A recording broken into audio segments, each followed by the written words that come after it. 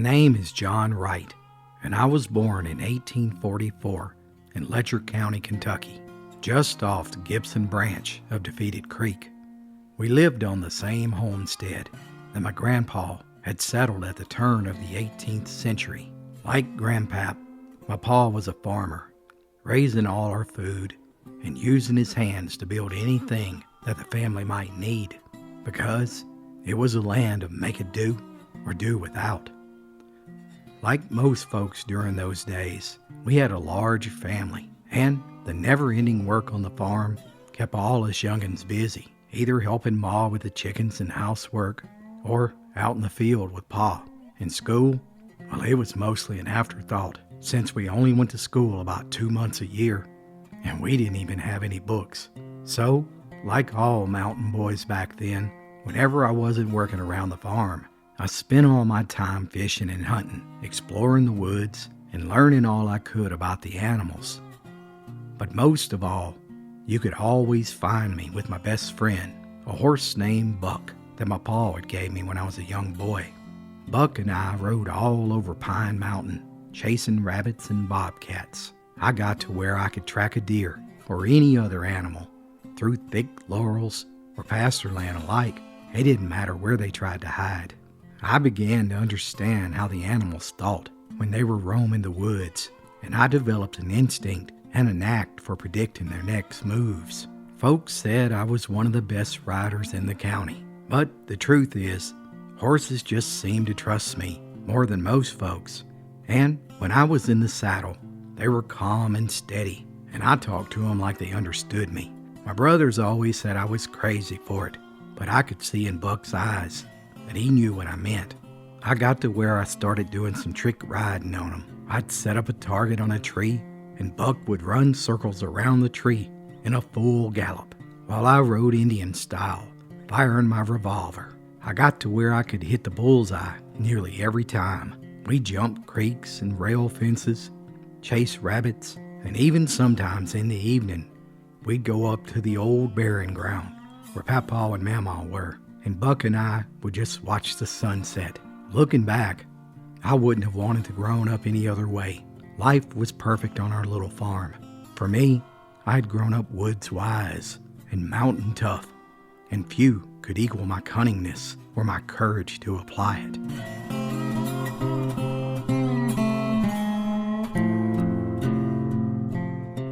Anyways, the outside world began creeping in towards our little farm. There'd been trouble brewing between the northern and the southern states for as long as anybody could remember. We had even heard rumors of war for years.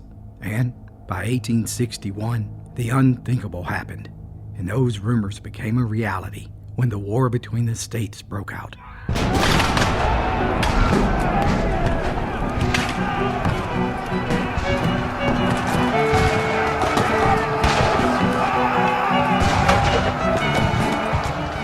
Before you knew it, there were Union and Confederate recruiters roaming the hills, looking for any able-bodied man that would fight for them. And while many folks felt a calling to fight for one side or the other, there were many Scotch-Irish folks like us who didn't take too kindly to being forced to fight for any government. And even though my family didn't particularly care for war at all, in 1862, I turned 18 and I got sucked into the Civil War, fighting for the 13th Kentucky Cavalry in the Confederate Army.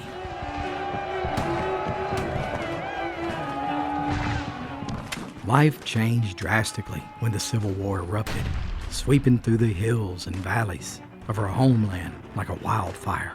In 1863, I was still a private, and we were stationed in Wise, Virginia, when Union forces surrounded the town and launched into an all-out attack.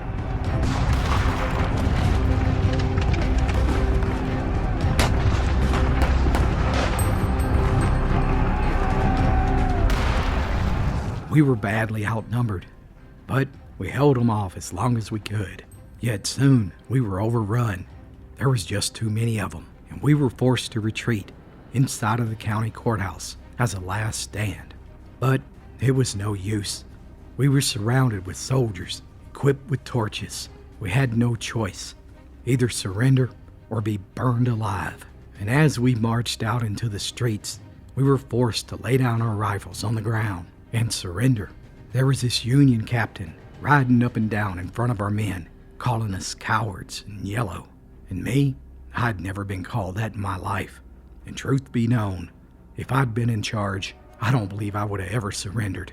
I can't tell you what came over me in that moment, but as soon as the captain slowly rode up in front of me and spit at my boots, without even thinking, I pulled a concealed pistol from my belt and I shot him off that horse. Before anyone could even react, I was on his horse and galloping down the main street, clinging to the side of the beast, Indian style, as a hailstorm of bullets rang out and whizzed by me. But somehow in that moment, faced with death, I had never felt so alive.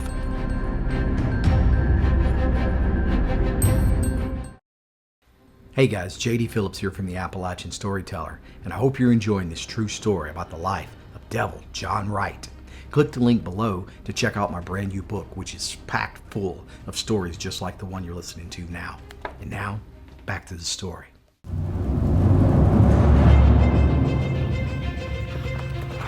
For the next couple months, I kept riding that horse southwest to get as far as I could, and before long, I ran into the Mississippi River and began following it south. By May of 1863, I met up with the Pemberton-led Confederate forces in Vicksburg, and as fate would have it, all hell broke loose. Within a few weeks of my arrival, once again, we were badly outnumbered. This time, there were 77,000 Union forces against barely 30,000 Confederates. It was a spectacle I'll never forget. A sea of bloodthirsty humans and a sky nearly darkened with gunpowder and cannon smoke filled the battlefield. I knew this wasn't going to end well. So, by the third night, I mounted my horse and tried to make an escape when suddenly I felt a burning pain in my hip. And then I heard the eruption of gunfire. I was filled with adrenaline as I made my way back out of range towards the river, and by the time the sun rose, I'd patched up my wound and decided to head back north. But before I'd even gone a quarter of a mile, I ran up upon some poor soldier who'd been killed in action.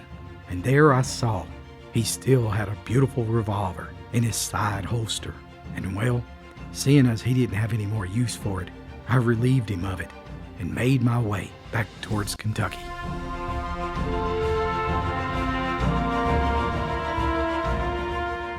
By 1864, I had joined up with the Morgan's Raiders just in time for the Battle of Cynthiana, where I was shot by some bastard with a shotgun who wounded me bad. I lost so much blood that I thought I was going to die. But when I woke up the next day, all I could see was sky, and it took a minute for me to realize that I was laying on a bed of straw in the back of a wagon. A farmer had picked me up and brought me back to his home, where his family nursed me back to health over the next few months. And while I was there, I spent as much time as possible with his daughter. By the time I was healed, she was madly in love with me and with child. But me, I had to ramble on. The war was calling again, but this time I signed up for the Union side. You see, by 1864, the war was nearing its end, and there was a shortage of men willing to volunteer to go and die. So the government wrote a new law allowing rich men who were drafted into the conflict the right to pay another man to take their place. And like I said, I didn't care much for either army, but the price was right. So just like that, I was wearing the blue instead of the gray.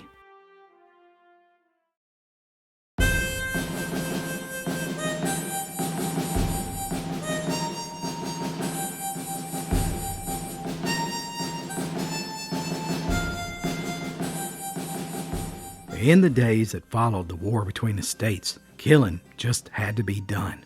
Nearly every man was a veteran who would kill another man at the drop of a hat, and many were basically just mercenaries for hire, for businessmen who needed to protect their assets, their stores, and their farms. Truth be told, I wasn't any different.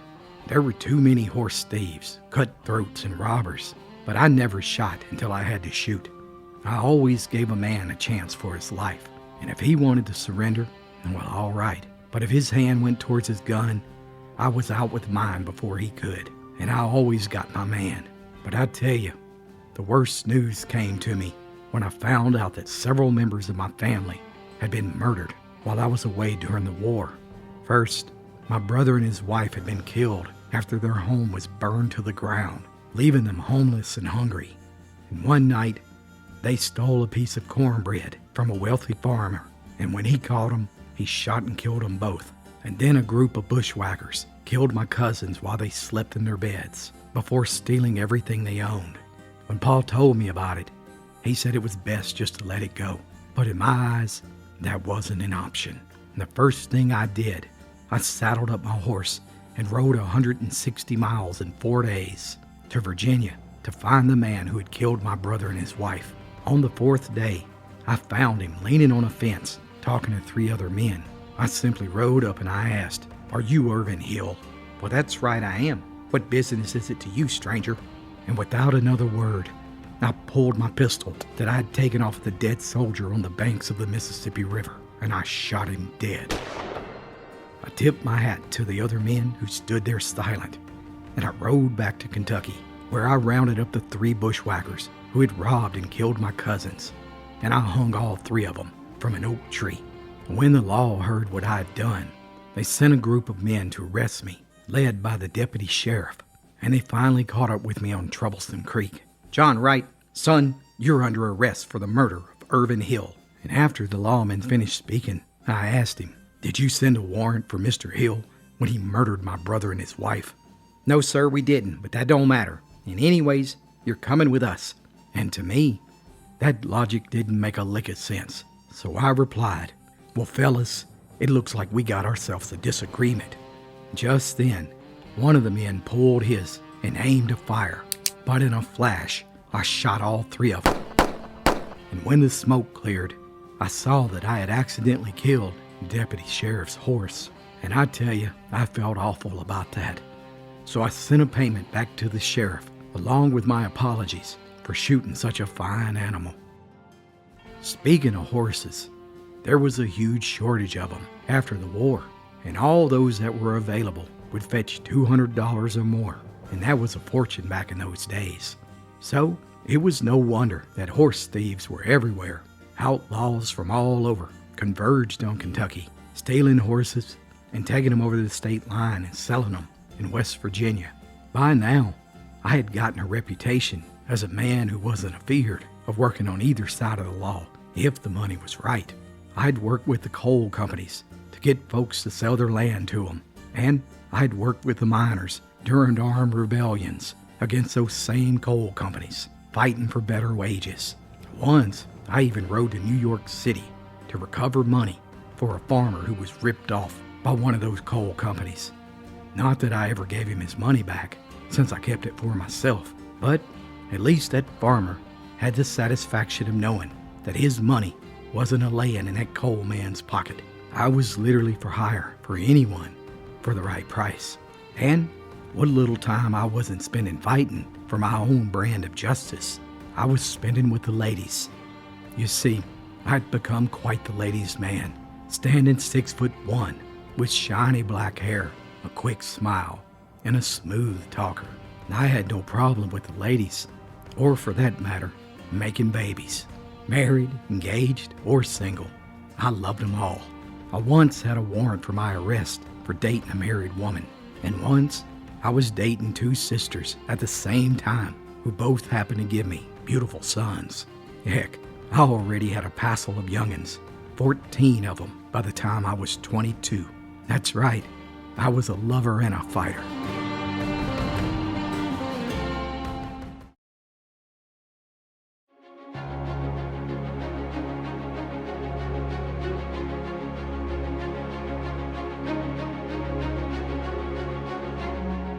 In 1866, I was offered a job working for the John Robinson Circus as a trick rider and a trick shooter. I could plug a target 6 times while riding Indian style, hanging on the side of a horse and firing from underneath his neck. I could ride a horse while standing on my head, with or without a saddle, pound off the back of a running horse, catch its tail, and leap right back in the saddle. I traveled all over America and Europe, even performing for the Queen of England before returning home to Kentucky. Yet, things were still rough in the mountains. Outlaws everywhere a man looked, and most times they were armed better than the law. Once, some local lawman asked me to help him bring a desperado in, a horse thief that was a bad man. It was early in the morning, and we tracked him to a farmhouse where he was hiding out. And wouldn't you know it, he was sound asleep in his bed when we walked through the door.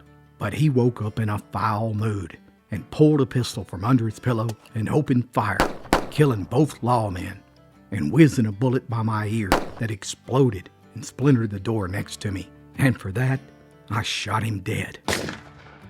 A few years later, I helped trace some rascals, and somehow my name became known far and wide.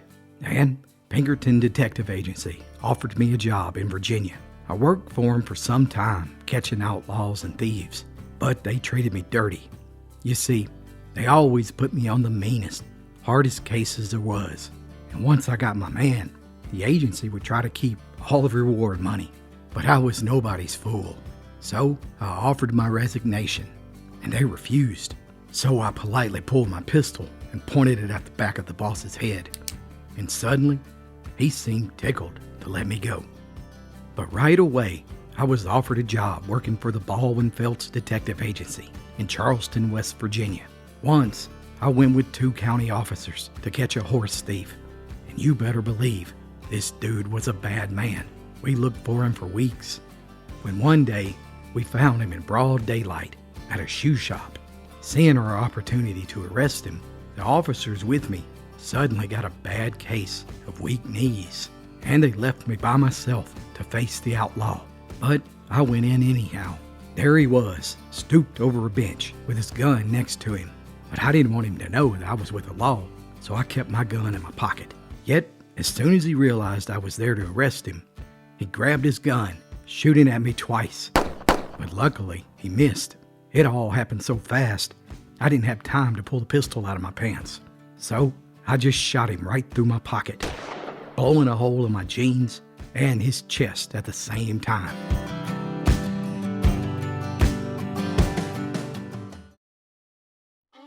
Another time, I was hunting a young horse thief in West Virginia in a town named Beckley that was full of horse thieves.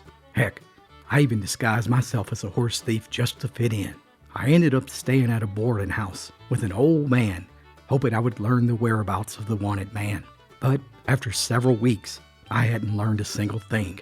However, the detective agency hadn't heard from me in a while, and they began to believe I was dead. And soon, they were hunting for my body. And that day, the old man that owned the house came in and said, "There's some men in town looking for a fella named John Wright." So I replied, "Is that right? Well, John Wright is a detective, and that scoundrel's been after me. He must be somewhere close in these parts. Come to think of it, if you'll help me lay low, I'll pay you an extra $20 a week as a thank you." Hearing that, the old man began taking real good care to protect me. And one day, he came to me down in the cellar, and he sat down on a box as he twisted his beard. "Son, how'd you like to have a partner?" "Well, I don't really care much about one, since I've been making it mighty fine by myself. And the way I figure, it's safer to be alone," I replied. And just then he continued, "I'm not talking about just any partner. I'm talking about an expert partner, one who has a hideout that can never be found by the law." "Well, I wouldn't mind having a safe place when I'm not stealing horses," I said, "but I prefer to be alone." "Well, the reason I mention it to you is my boy has been thieving horses for years, and I tell you, he's real good at it, scouting and hiding and always staying one step ahead of the law, just like yourself, you know. Anyways, I told him about you, and he'd like to meet you. How about I take you up to his hideout tonight?"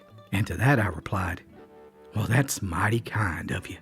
And that night, we went up a rugged patch of mountains, and then down into a deep holler, before coming to a cave that was lit with lanterns.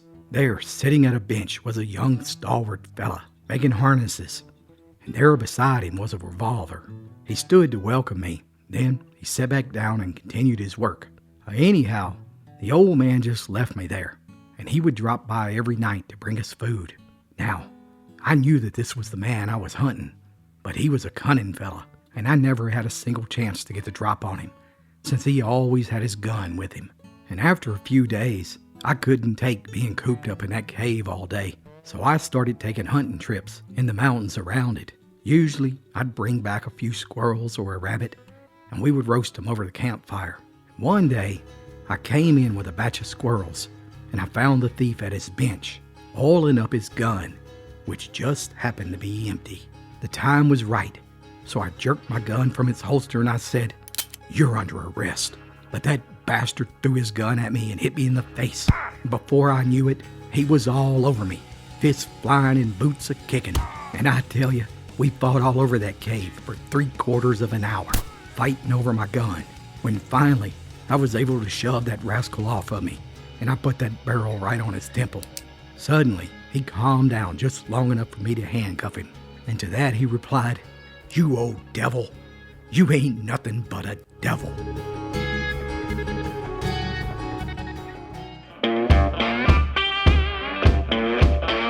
And so it was. From that day forth, everybody began calling the mountain boy from Kentucky Devil John Wright. From 1870 to 1910, the devil tracked hundreds of outlaws and thieves all over Kentucky, West Virginia, and Tennessee. Fugitives always said that having Bad John on your trail was just like having a hellhound after you, and he wouldn't stop at nothing to get his man. That's right, Devil John Wright never let his man get away. He was a mainstay of law and order in the Cumberland Mountains, even if he was a little shady himself. His word was law, and he was the king of the hills. Mountaineers feared and respected him. Once, an entire gang, armed to the teeth, took over a courtroom in Hazard, Kentucky. It wouldn't allow the judge to hold a murder trial against one of their posse members, outlaw Jack Combs. The judge sent word for Devil John, and the next day in court, the entire courtroom was shut down once again by the outlaws. But when John Wright walked through the door and took a seat, you could have heard a pin drop when he said, "Judge, I hope you don't mind, but I'm going to sit here a while you have court." Just like that, court resumed without a single peep from the gang. Devil John once caught the notorious outlaw, Will Waller, who had held off a whole town from a tiny shack behind the Whitesburg, Kentucky jail. John just strolled up to the door and said, "Will, come on now and open up that door. Come out here and quit acting a fool." But for John's trouble, the wanted man just fired a few cuss words at him and then a bullet by John's head. And for that, John shot the lock off the door and promptly arrested the man. Even outlaws loved him. One of Devil John's most prized possessions was a pistol that Jesse James gave him as a gift for helping his gang travel over the Cumberland Mountains into Tennessee. And so it was, at the age of 74, Devil John Wright, Civil War veteran, master horseman, federal detective, lawman, and part-time outlaw, finally settled down to Pound, Virginia in 1910.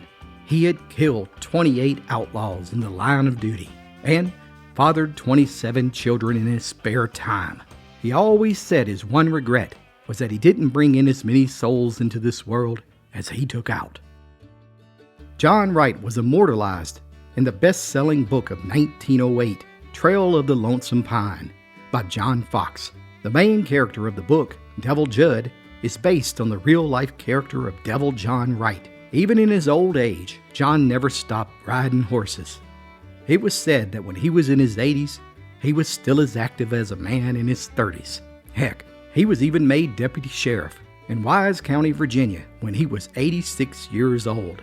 But perhaps the most iconic moment of Devil John Wright's incredible life came on July 24th, 1929, when he was laid down beneath the waters of Cedar Creek at the Primitive Baptist Church in Pound, Virginia.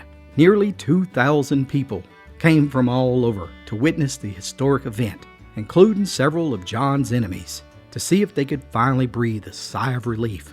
And it was true. He was born again, and he refused to let anyone call him Devil John for the rest of his life, which was only a few short months later when Devil John died in 1931. Now, my friend, you know the true story of Devil John Wright. Be sure to like and subscribe for more true stories from Appalachia's past.